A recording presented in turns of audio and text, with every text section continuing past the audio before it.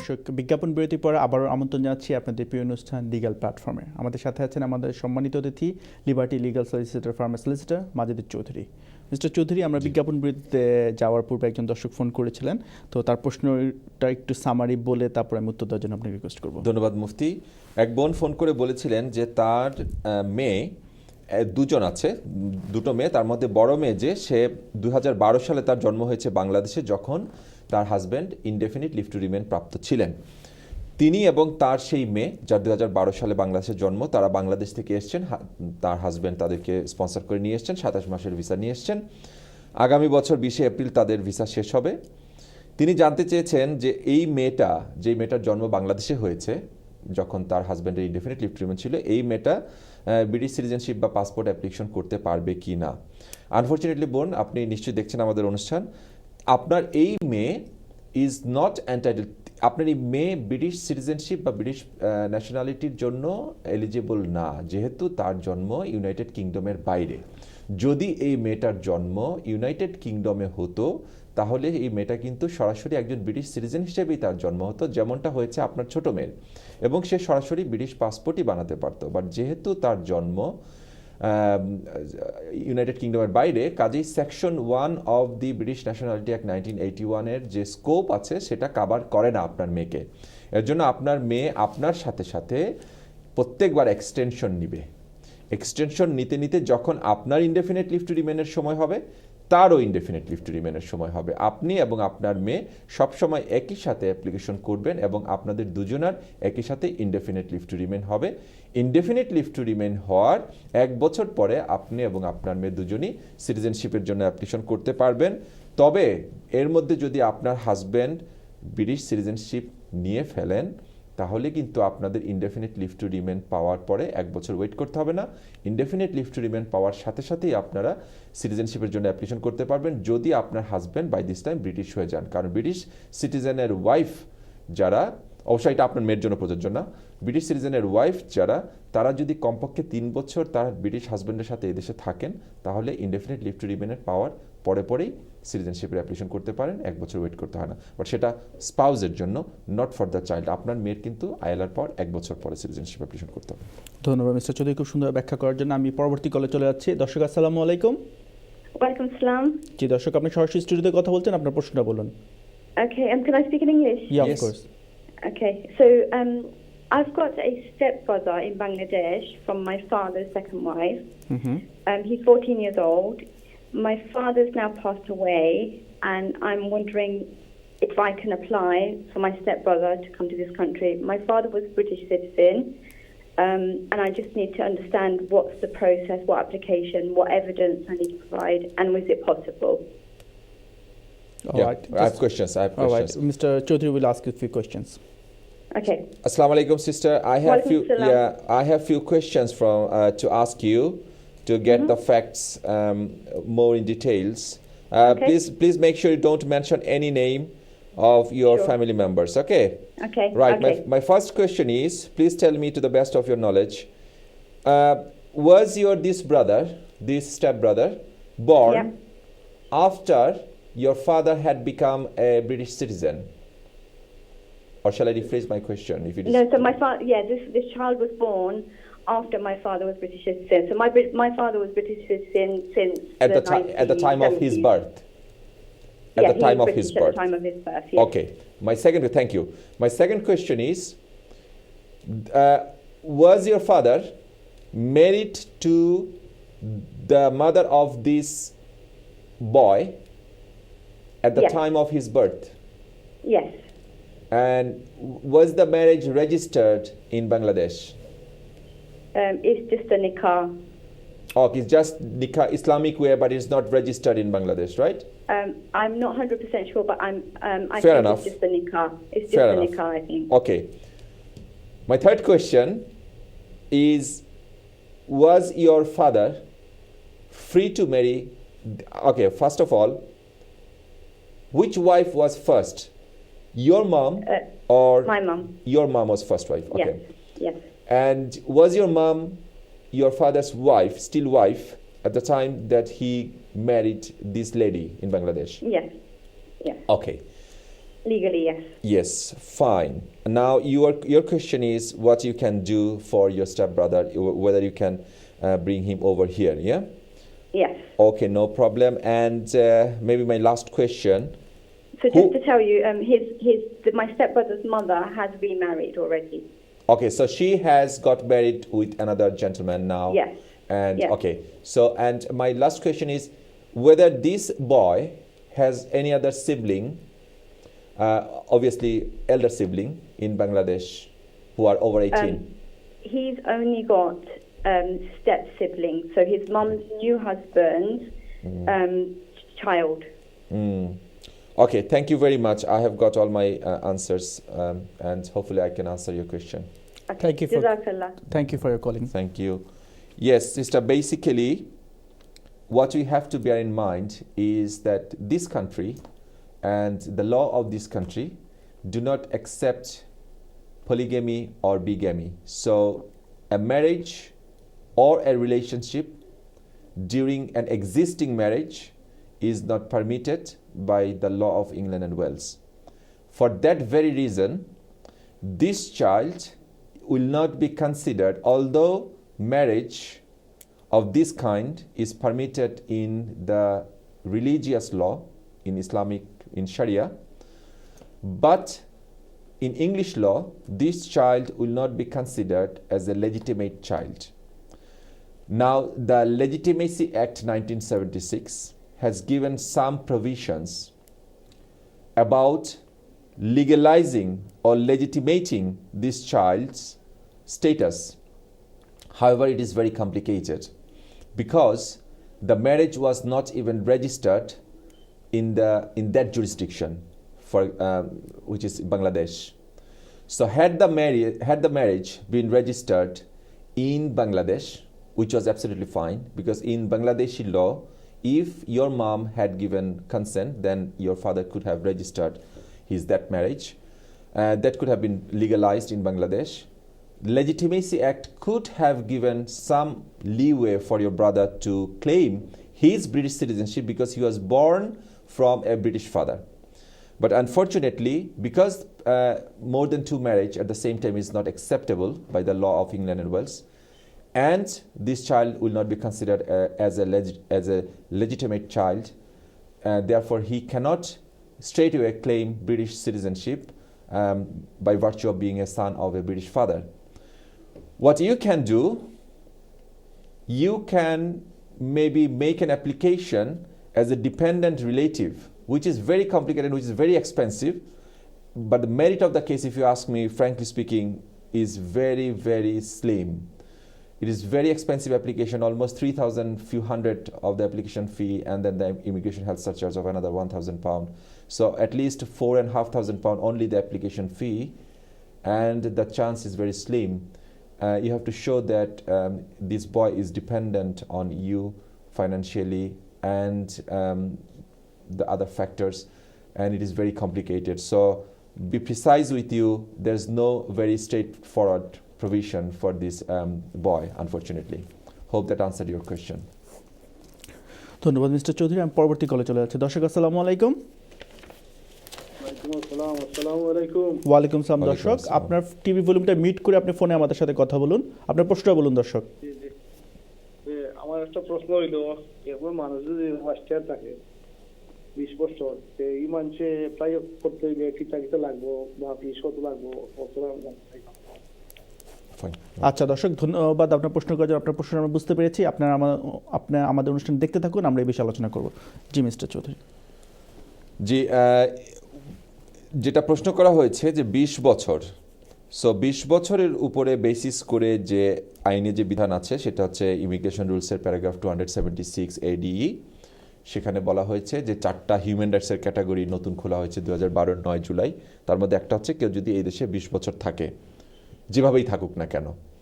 এখন এই 20 বছরের অ্যাপ্লিকেশনে ভাই খুব সুন্দর প্রশ্ন করেছেন, ফি কত, কি কি লাগবে। সংক্ষিপ্ত উত্তরটা আগে বলে ফেলি। ফি হচ্ছে এই অ্যাপ্লিকেশনের ফি আসলে 1033 পাউন্ড, তার সঙ্গে বায়োমেট্রিক ডিটেলসের 19 টাকা 20 পয়সা যোগ করে মোট 1052 পাউন্ড দিতে হয় অ্যাপ্লিকেশনের ফি হিসাবে অ্যাপ্লিকেশন সাবমিট করার সময়। সঙ্গে 1,000 পাউন্ড দিতে হয় ইমিগ্রেশন হেলথ সারচার্জ, তাহলে দুটো মিলে 2,052 পাউন্ড, এই হচ্ছে খরচ।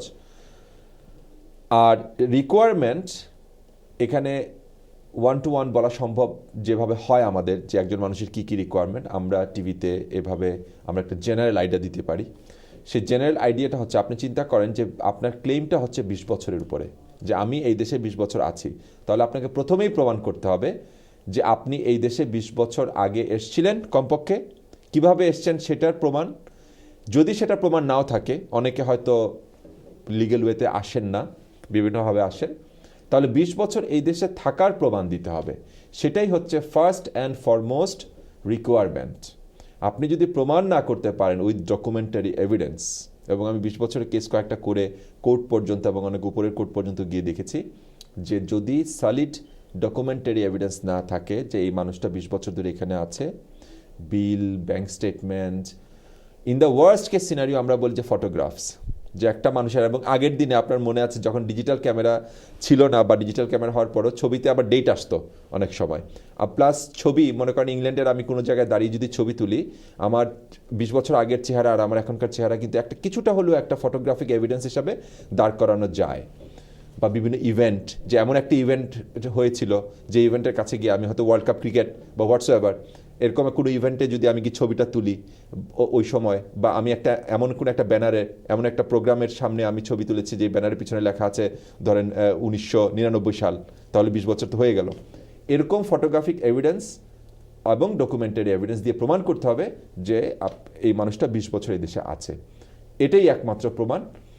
এই প্রমাণ যদি জোগাড় হয়ে যায়, বাকি ডকুমেন্টারি এভিডেন্স তেমন কিছু না। আপনার পাসপোর্ট লাগবে, আপনি তারপরে এখানে প্রুফ অফ অ্যাড্রেস এবং অন্যান্য কিছু ছোটোখাটো জিনিস, এগুলো আমরা বলি, যেমন আপনি পারলে কিছু সাপোর্ট লেটার নেবেন কমিউনিটির মানুষ থেকে, কিছু রিনাউন্ড মানুষজন বা যারা কিছু রেসপন্সিবল মানুষজন আছেন কমিউনিটিতে, কাউন্সিলর বা মসজিদ, চার্চ, হোয়াট এভার, আপনি যাদের সাথে উঠা বসা করেন, কমিউনিটি লিডার্স, এদের কাছ থেকে চিঠিপত্র নেবেন।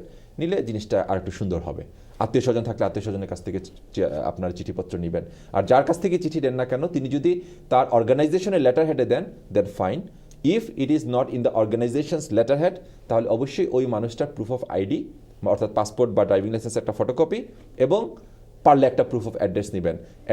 প্রুফ অফ অ্যাড্রেস না হলেও প্রুফ অফ আইডি নেওয়া উচিত। কারণ এই যে একটা মানুষ, মিস্টার জন স্মিথ, আপনাকে একটা চিঠি দিলেন, মিস্টার জন স্মিথ যে আসলেই একটা মানুষ পৃথিবীতে এক্সিস্ট করে, সেটা বোঝানোর জন্যই তার একটা ফটো আইডির ফটোকপি দরকার। ধন্যবাদ মিস্টার চৌধুরী। আমি পরবর্তী কলে চলে যাচ্ছি। দর্শক আসসালামু আলাইকুম। আসসালামু আলাইকুম। ওয়ালাইকুম সালাম। দর্শক, আপনি সরাসরি স্টুডিওতে কথা বলছেন, আপনার প্রশ্নটা বলুন।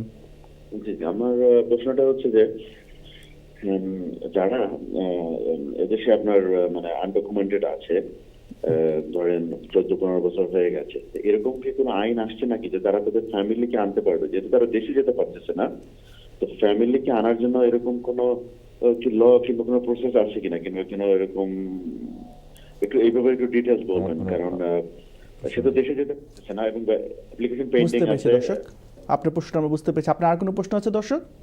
না, এটাই একটু যদি ডিটেলস বলেন, এবং যদি ফ্যামিলিকে আনার অন্য কোনো অর্ডিনারি ওয়ে থাকে কিনা। ঠিক আছে, ওকে দর্শক, বুঝতে পেরেছি। ধন্যবাদ আপনার প্রশ্ন করার জন্য। আপনি অনুষ্ঠানে দেখতে থাকুন, আমরা এই বিষয়ে আলোচনা করব। জি মিস্টার চৌধুরী। ধন্যবাদ। সবচেয়ে বড় কথা হচ্ছে, প্রথমে আমার ফ্যামিলিকে আনার আগে আমার চিন্তা করা উচিত যে আমার কিছু হবে কিনা, আমার কোনো উপায় আছে কিনা এই দেশে। তো আসলে সত্যিকার অর্থে ভাই, আপনার প্রশ্নটা খুবই যৌক্তিক। অনেক মানুষ আছে, আমরা জানি এরকম হাজার হাজার মানুষ আছে যারা হয়তো 20 বছর হয়নি, 15-16 বছর আছে আনডকুমেন্টেড, বলতে আপনি ওভারস্টেয়ারে মিন করেছেন যে তাদের কোনো লিগ্যাল স্ট্যাটাস নেই, কিন্তু তাদের নিজেদেরই আসলে কোনো স্পেসিফিক কোনো ক্যাটাগরি নেই। স্পেসিফিক ক্যাটাগরি যেটা আছে সেটা হচ্ছে 20 বছর, যেটা নিয়ে একটু আগে আমি আলোচনাটা করলাম। আর 15-16 বছর, ইভেন 18 বছর, 19 বছর 10 মাস হলেও কোনো ক্যাটাগরি নেই, 19 বছর 11 মাস হলেও কোনো ক্যাটাগরি নেই। হ্যাঁ, যেটা করতে পারে একজন মানুষ, যে 15-16 বছর থাকার ফলে হয়তো তিনি যদি মনে করেন যে তার পক্ষে দেশে গিয়ে রিইন্টিগ্রেট করা, আবার ওখানে গিয়ে আপনার শুরু করা লাইফটা, এটা করতে গিয়ে তিনি সিগনিফিক্যান্ট অবস্ট্যাকেলের শিকার হবেন, সিগনিফিক্যান্ট অবস্ট্যাকেলের মুখোমুখি হবেন, তাহলে ওই paragraph 276 ADE of the immigration রুলসের আওতাতেই একটা ক্যাটাগরি আছে যে তিনি ওই ক্যাটাগরিতে অ্যাপ্লিকেশন করতে পারেন। তবে তাকে প্রমাণ করতে হবে, because in this set of norm he who asserts has to prove, যিনি বলবেন তাকে প্রমাণ করতে হবে। তো তিনি যদি বলেন যে আমার পক্ষে আমার দেশে ফিরে গিয়ে আবার রিইন্টিগ্রেট করতে গেলে আমি সিগনিফিক্যান্ট অবস্ট্যাকেলের সম্মুখীন হব, তাহলে ওনাকেই প্রমাণ করতে হবে যে কেন তিনি সিগনিফিক্যান্ট অবস্ট্যাকেলের সম্মুখীন হবেন এবং সেই সিগনিফিক্যান্ট অবস্ট্যাকেলগুলো কী। তো সেগুলো দিয়ে তিনি তার আগে নিজের লিগেল স্ট্যাটাসটা ঠিক করবেন। তার লিগেল স্ট্যাটাস ঠিক না হলে তার ফ্যামিলির এই দেশে আসার অ্যাপ্লিকেশনের কথা তো প্রশ্নই উঠে না। ধন্যবাদ মিস্টার চৌধুরী। আমরা আমাদের অনুষ্ঠানের মূল আলোচনায় চলে যাই। আমরা আলোচনা করছিলাম ডিভোর্সের পিটিশনের ক্ষেত্রে জাজ একটা বলেছিলেন আপনি যে জাজ 3 রকমের একটা অপশন দেয়। তো ডিরেকশনের কথা বলেছেন, আপনি বলেছেন হ্যান্ড টু হ্যান্ড সার্ভিসের মাধ্যমে যাওয়া হয়, এবং আরেকটা অপশনের কথা বলেছেন। তো তারপর অ্যাকচুয়ালি নেক্সট স্টেপ কি হবে? এই স্টেজে আমি সবাইকে অ্যাডভাইস করব যে ওই অপশন 1টা সবার নেওয়া উচিত। কেন অপশন 1টা? আমি অপশনগুলো আবার বলি। অপশন 1 হচ্ছে কোর্টের কাছ থেকে অর্ডার চাওয়া, যে কোর্ট যাতে অনুমতি দেয় আপনাকে হাতে হাতে সার্ভ করার, অথবা কোনো মাধ্যমে কারো মাধ্যমে আপনি ওই পিটিশনটা রেসপন্ডেন্টকে সার্ভ করার। সেটা সবচেয়ে টাইম ইফেক্টিভ এবং কস্ট এফেক্টিভ। কারণ আপনি যখন কোর্ট থেকে এই অনুমতিটা নিয়ে আসবেন, এই দেশে প্রসেস সার্ভার বলে এক ধরনের অর্গানাইজেশন আছে যারা প্রফেশনাল। আপনি যদি নিজে হাতে হাতে বা আপনার সলিসিটার বা আপনার সলিসিটার অফিস থেকে কেউ যদি হাতে হাতে ওই ব্যক্তি, আপনার যিনি অপোনেন্ট, আপনার হাজব্যান্ড বা ওয়াইফ যিনিই হোক, যার এগেনস্টে আপনি ডিভোর্স চাচ্ছেন, তার কাছে গিয়ে যদি পৌঁছে দিয়ে আসতে পারেন তাহলে তো ভালো। পৌঁছে দিয়ে এসে তিনি একটা এফিডেভিট দিবেন বা স্ট্যাচুটরি ডিক্লারেশন দিবেন যে আমি গিয়েছিলাম, এবং পারলে ছবি তুলে নিয়ে আসবেন যে হাতে হাতে দেওয়া হচ্ছে, পুরস্কার বিতরণী করার মতো ছবি তোলার আর কি। তো সবচেয়ে ভালো হচ্ছে প্রসেস সার্ভার, যারা প্রফেশনাল প্রসেস সার্ভার। 200 থেকে 250 পাউন্ড খরচ হবে ম্যাক্সিমাম প্রসেস সার্ভার পিছনে, ইভেন লেস, আরও কমও খরচ হয় অনেক সময়। তারা প্রসেস সার্ভার ভেরি এক্সপার্ট কীভাবে সার্ভ করতে হবে। তারা ওটা দিয়ে আসবে, দিয়ে তারা একটা স্টেটমেন্ট দিবে। সেই স্টেটমেন্ট দিয়ে আপনি কোর্টে যখন আপনি পেশ করবেন যে এটা সার্ভ করা হয়ে গেছে, then court is more likely to accept that yes it is serve. তখন ওই যে ডিমড সার্ভড হিসাবে কোর্ট হয়তো একসময় ওই রেসপন্ডেন্ট যদি জবাব নাও দেয়, তবে আমরা দেখেছি যখনই প্রসেস সার্ভারের মাধ্যমে সার্ভ করা হয় তখন রেসপন্ডেন্ট জবাব না দিয়ে আর পারে না। কারণ একটা জিনিস মনে রাখতে হবে, রেসপন্ডেন্টও তো কারো না কারোর কাছ থেকে লিগেল অ্যাডভাইস নিচ্ছেন।